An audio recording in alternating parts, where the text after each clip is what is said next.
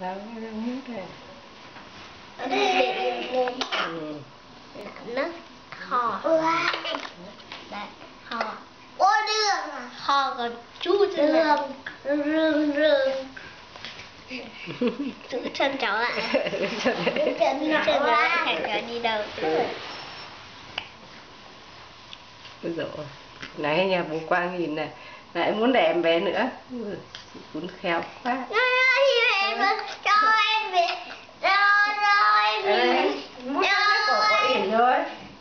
Thôi em ý về nhà bà ngoại.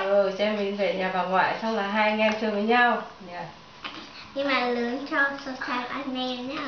Đúng rồi. Mất em à? Sao? Mất em à? Mua đi. Đấy. Người bảo mút đi, phải mút được.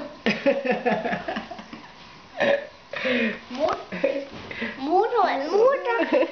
Mút rồi. Yến mút như thế nào? Yến mút như nào? Mút này này, Yến mút vào đâu lại. Mút này. Nó hò. Đấy, hò. Ô đường à? Hò còn chú đường. Giữ chân cháu lại. Giữ chân cháu lại. Thằng cháu đi đâu? Ôi dồi, nãy nhà bố Quang nhìn này, lại muốn để em bé nữa. Cuốn khéo quá. Cho em về. Rồi Mút cái cổ có ỉn thôi. Thôi em ý về nhà bà ngoại. Cho em mình về nhà bà ngoại xong là hai anh em chơi với nhau. Nhưng mà lớn cho so sánh anh em nhá. Đúng rồi. Mất em à? Sao? Mất em à? Mua đi. Đấy. Người bảo mút đi, phải mút được.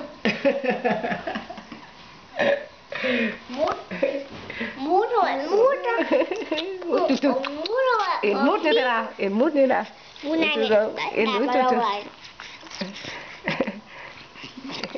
Nhìn là mấy ảnh. Đấy, nhìn vào mấy ảnh à? Hả? Thôi, nhỉ?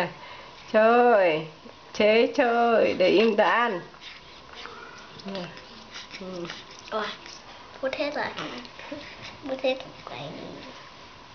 Còn nhỉ? Thối. Thối.